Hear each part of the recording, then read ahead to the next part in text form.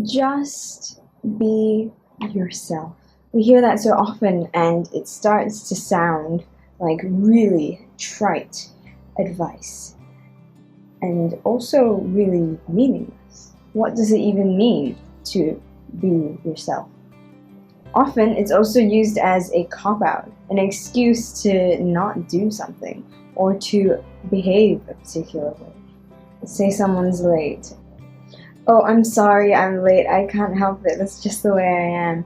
Or, oh, I couldn't possibly do that, that's not really me. Oh, I'm sorry, that's just the way I react to those kinds of situations. I'm sorry if it upset you, it's just the way I am. And these kinds of reasonings that prevent us from growing, and it's all done in the name of being oneself. When really all this does is use being yourself as an argument for your limitations, which are not you, by the way.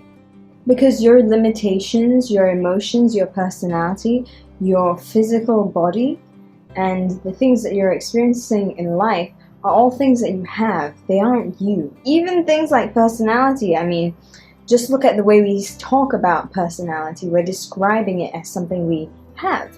I'm a very kind person, or I tend to get angry a lot, and you're just describing things that are more typical to yourself. And what's interesting about it is that you're observing something. And if you're able to observe that aspect, then there's a higher level to it that's able to look down at everything else, including the personality. And that's you. And that's you. That observation force is you. And when you feel that certain aspects of yourself aren't the way you want them to be, and you have a desire for change, that's more of being yourself than it is to stick with the things that you aren't happy with, that don't feel true to what it is you want to be in the world or what you're trying to create in the world. Being yourself isn't an excuse for all the things that you don't like about your life or that have become problems in your life. Those aren't you.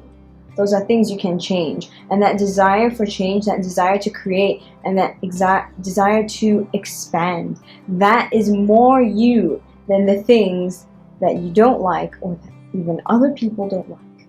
Those are just like aspects, different features that you have at the moment which you can change and learn from and grow. It's more important for you to think about how it is you want to grow and the things that you're excited about and want to learn about, the things that you want to experience, the places you want to go, the people you want to be around, and most importantly, the type of person it is you want to be, your life philosophy.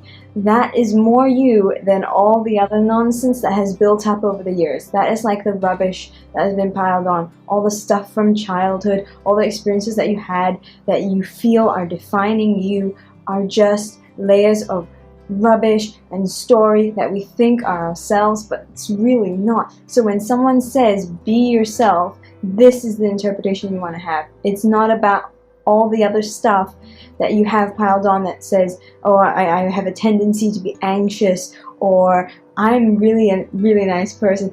Even the good stuff, even the bad stuff, all of it is not so much you as what it is you want to be creating and the type of person it is that you want to be, because not everyone is going to be or going to want to be the same type of person.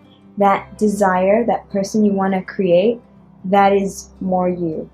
And that is what you do when you be yourself. I hope that clarifies that phrase. I know it does for me, and thank you so much for watching. I hope you enjoyed, and I will see you in the next video. Bye-bye.